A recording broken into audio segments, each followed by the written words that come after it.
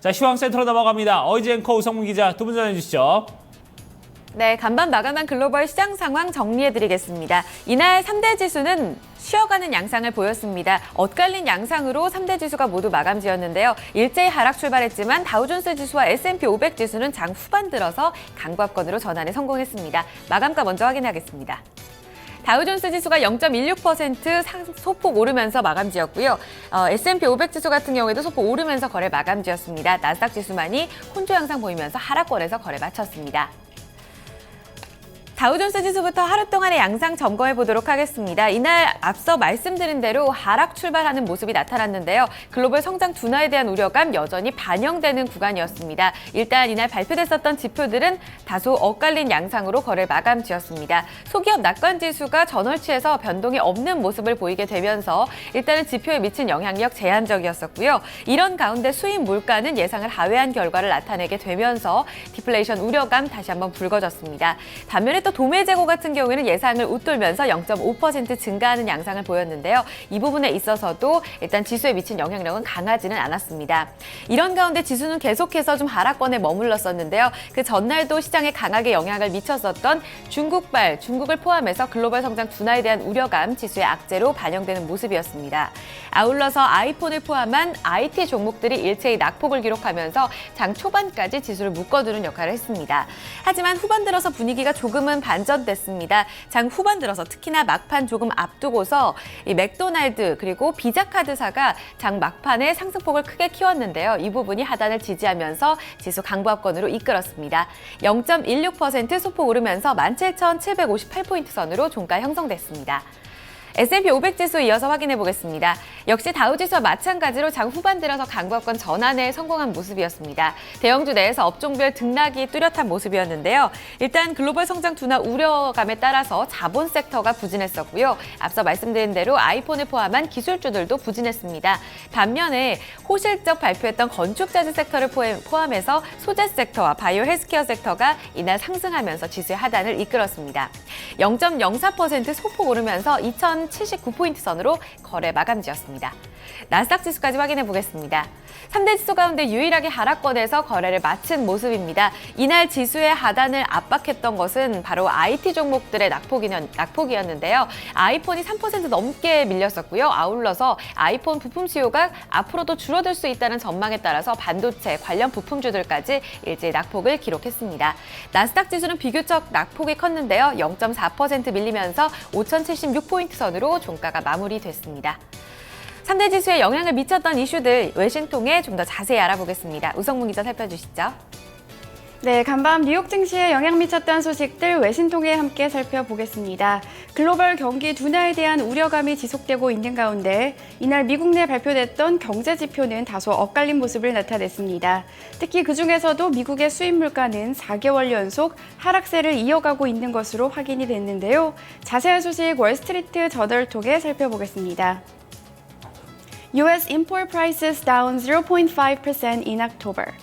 현지 시간으로 어제 월스트리트 저널에 따르면 미국 10월 수입 물가는 전달 대비 0.5% 하락한 것으로 확인이 됐습니다.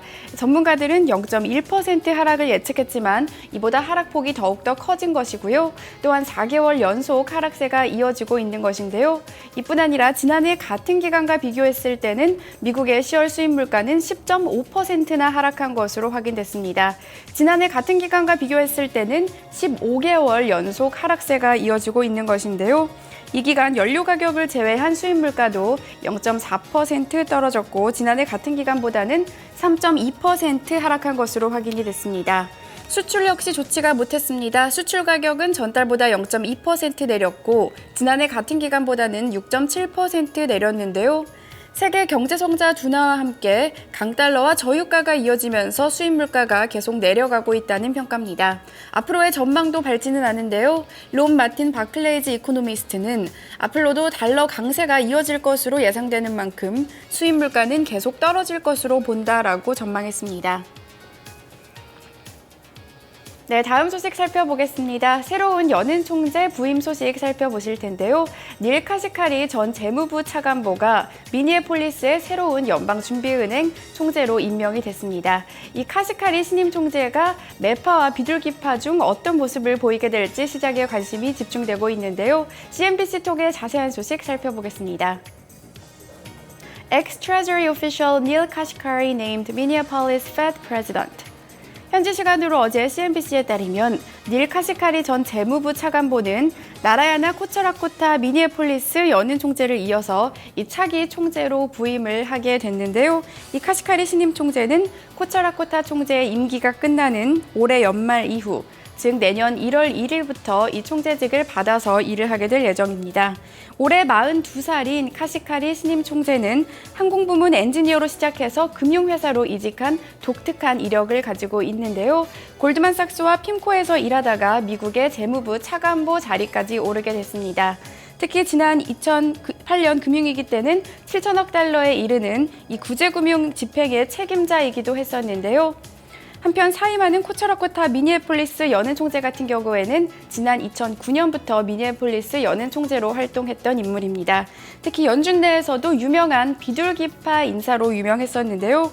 아직 카시카리 전 차관보가 어떤 통화정책과 관련해서 어떤 입장인지는 밝혀지지 않은 상태지만 다만 중앙은행이 미국 경제를 구했다는 벤 버냉키 전 연준 의장의 글을 트윗한 적이 있습니다. 따라서 코차라코타 총재를 잇는 비둘기파적인 성향을 보일 가능성도 있다고 CNBC는 전했습니다. 뉴욕 증시에 영향 미쳤던 소식들 외신 통해 함께 살펴봤습니다. 네, 자 이렇게 지수별 흐름과 또 증시에 영향을 미쳤던 외신 소식들 함께 알아봤습니다. 자, 그러면 지수 내 구성 종목들 개별 종목 마감 상황은 또 어땠는지 자세히 좀 알아보도록 하고요. 종목별 외신 소식도 함께 좀 챙겨보도록 하겠습니다. 어이즈 앵커 그리고 우성무 기자 계속해서 전해주시죠. 네, 종목별 움직임입니다. 일단 다우존스 지수 구성하고 있는 30개 구성 종목 가운데서 상승 종목이 조금 더 우세했습니다. 18개 종목이 상승의 이름을 올렸고요. 나머지 종목들 시장 대비 부진한 양상 띄었는데요. IT 종목들이 상당히 부진했습니다. 앞서 말씀드렸다시피 애플과 마이크로소프트, 인텔까지 하락하는 모습이었고요. 반면에 비자카드와 유나이티드 헬스그룹, 제조사인 제너럴 일렉트릭까지 상승권에서 거래 마쳤습니다. 상승률 상위 종목 다시금 점검해보겠습니다. 앞서 말씀드린 대로 비자카드가 장 후반 들어서 더욱더 상승폭을 키우면서 지수를 전반적으로 이끌어줬습니다. 2%의 상승률을 기록했고요. 유나이티드 헬스그룹과 제너럴 일렉트릭스 각각 1.6%, 1.2%의 강세권에서 거래 마감지었습니다. 보험주인 트래블러스도 이날 시장 대비 큰 폭의 상승을 보였고요. 쉐보론 텍사코는 그 전날까지 꾸준히 좀 하락하는 모습이 나타났는데 유가 이날장에서 반등에 나서면서 이에 힘입어 상승권에서 거래 마감지었습니다. 애플은 3% 넘게 밀렸습니다. 이 영향에 IT 종목들 줄지어서 하락권에서 거래 마감짓는 모습이었는데요. 마이크로소프트, 인텔 1% 이상 하락이었고요. 시스코 시스템즈도 0.5%의 하락권에서 거래 마쳤습니다. S&P 500 섹터 내 업종별 흐름 체크해보겠습니다. 거의 전반적으로 상승권의 움직임이 많았는데요. 장 후반 들어서 조금 더 탄력이 붙었다고 볼 수 있겠습니다. 건축 자재 섹터를 포함한 소재 섹터가 1% 가까운 상승, 유틸리티 섹터도 어제에 이어서 이틀째 강세를 이어갔습니다. 바이오 헬스케어와 금융, 에너지까지 모두 상승했고요. 반면에 기술주와 자본재 섹터가 하락했습니다. 이날 특징주 확인해 보겠습니다. 이날 다우존스 지수 내에서 애플 하락 두드러진 모습이었습니다. 크레디트 스위스에서 보고서를 내놨는데요. 아이폰 부품 주문이 10%가량 줄었다는 소식 전해졌습니다. 결국 신제품 아이폰 6S에 대해서 이 수요가 둔화될 수 있을 것이라는 전망으로 이어졌고요. 시장에서 상당히 위축된 심리가 나타났습니다. 아울러서 애플이 3% 넘게 3.5%가량 밀리게 되면서 이날 관련 부품주들, 반도체 종목들도 일제 하락을 기록했다는 점 시장의 특징으로 볼 수 있습니다. 한 종목 더 확인해 보겠습니다. 건축 관련 섹터들은 시장 대비 상당히 호조를 기록하는 모습이었었는데요. 호실적 기록한 이 DR 호튼이 이날 건축 자재 섹터 내에서 주도주 역할을 했습니다. DR 호튼의 수익성이 전년보다 44%가량 훌쩍 뛰었다는 소식 전해졌고요. 특히나 신규 주택 주문이 훌쩍 크게 급증하게 되면서 미국의 주택 시장에 대한 회복세도 다시 한번 확인이 됐습니다. DR 호튼 같은 경우에는 이날 장에서 8% 넘게 오르는 모습이 나타났습니다. 아울러서 퓰투그룹이 3.6%, 톨브라더스도 2% 가까운 상승이었고요. KB홈과 레너그룹 모두 4%와 3%의 상승폭을 시현했습니다. 네, 그 밖의 특징주 소식들 외신 통해 조금 더 자세히 알아보겠습니다. 우성문 기자 살펴주시죠. 네, 종목 주요 소식 외신 통해 함께 살펴보겠습니다. 앞서 들으신 것처럼 애플의 주가가 3% 넘게 빠지면서 전반적인 기술주들의 분위기를 악화시켰는데요. 이날 애플이 이 아이폰 6의 부품 주문을 줄였다는 소식이 들려오면서 악재로 작용했습니다. 향후 전망에 대한 우려감이 커지고 있는데요. 자세한 소식 CNBC 통해 함께 살펴보겠습니다. 현지 시간으로 어제 CNBC에 따르면 증권사 크레디트 스위스는 투자 노트를 공개했는데요. 이 투자 노트에서 애플이 아이폰 6S의 부품 주문을 10% 줄였다고 설명했습니다. 이와 함께 크레디트 스위스는 이 아이폰 6S에 대한 수요가 약함에 따라 이 주문을 줄인 것으로 풀이된다라고 설명했는데요. 따라서 이 4분기의 아이폰 생산 대수는 8천만 대 이하로 내려가고 내년 1분기 같은 경우에는 5,500만 대와 6천만 대 사이에 머물 것이라고 전망을 했습니다. 이와 함께 크레딧 스위스는 내년 아이폰 판매 전망 역시 낮췄습니다. 기존의 2억 4,200만 대에서 2,200만 대로 낮췄는데요. 2017년 연간 전망률도 6%로 낮췄습니다. 다만 크레딧 스위스는 애플의 주식에 대해서는 매도를 권하지는 않았는데요. 오히려 주가가 하락할 때마다 매수하는 것이 좋다고 추천을 했습니다. 크레딧 스위스는 앞으로 몇 분기 동안 애플의 주가는 $100와 $130 사이를 맴돌 것이라며 주가가 하락할 때가 투자 포인트라고 믿는다라고 덧붙였습니다. 이 소식이 전해지면서 뉴욕 증시에서 애플의 주가는 3% 하락했습니다. 네, 다음은 미국의 의류기업 갭 함께 살펴보겠습니다. 지난 10월 부진한 매출을 공개함과 동시에 향후 전망 역시 하향 조정했는데요. 이 소식에 주가 역시 1% 넘는 하락세를 기록했습니다. 월스트리트 저널 통해 자세한 소식 함께 살펴보시죠. Gap project disappointing result as sales slide at Banana Republic. 현지 시간으로 어제 월스트리트 저널에 따르면 갭은 지난 10월 매출이 3% 감소했다고 밝혔습니다. 전문가 예상보다도 크게 악화된 결과가 나온 것인데요. 이뿐 아니라 지난해 같은 기간에도 3% 하락한 후에 다시 한번 3% 하락을 기록을 했습니다.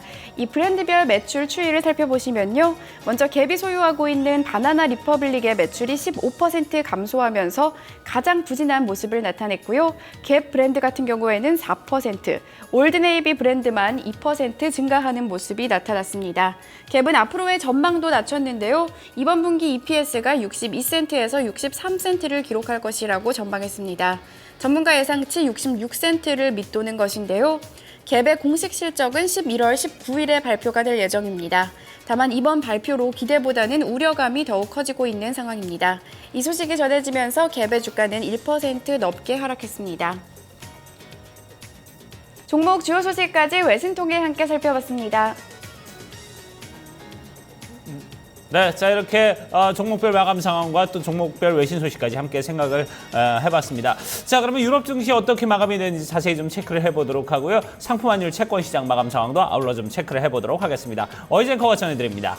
네, 앞서 마감했던 유럽 증시는 글로벌 성장 둔화 우려감 지속되면서 혼조권에서 거래 마감지었습니다. 영국 푸츠백 지수가 소폭 내리면서 거래 마감 지은 가운데 독일 닥스 지수는 장 막판에 강보합권으로 전환에 성공했고요. 0.16% 소폭 오르며 거래 마쳤습니다.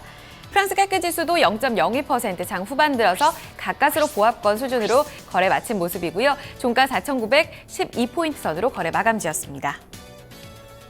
이어서 상품시장 점검해 보겠습니다. 국제유가는 오랜만에 반등을 줬습니다. 국제에너지기구에서 원유 생산 관련 지출이 내년도엔 줄어들 것이다 라는 소식이 전해지게 되면서 유가는 이에 힘입어 반등할 것이라는 전망에 힘이 실렸고요. 0.8% 오르면서 배럴당 44달러 21센트의 거래 마감지였습니다. 금값은 이틀째 강보합권 수준에 머물렀는데요. 달러 강세에도 불구하고 소폭 보합권을 지켜내는 모습이었었고요. 지난 7일간의 하락이 다소 멈춘 듯한 모습 보였습니다. 1,088달러 50센트 거래 마쳤습니다. 옥수수 가격은 하루 만에 반락하면서 3달러 60센트 기록했습니다. 이어서 주요 지수 보겠습니다. 필라델피아 반도체 지수가 이날 아이폰 관련 종목들이 일제히 낙폭을 기록하면서 비교적 큰 낙폭을 기록했는데요. 1.72% 내린 구간에서 거래 마쳤습니다. 공포지수인 빅스지수가 오늘 장 막판까지 하락을 크게 키우면서 6%가량 밀렸고요. BDI 발틱 운임지수는 추가적으로 더 밀린 622포인트 선에서 거래 마쳤습니다.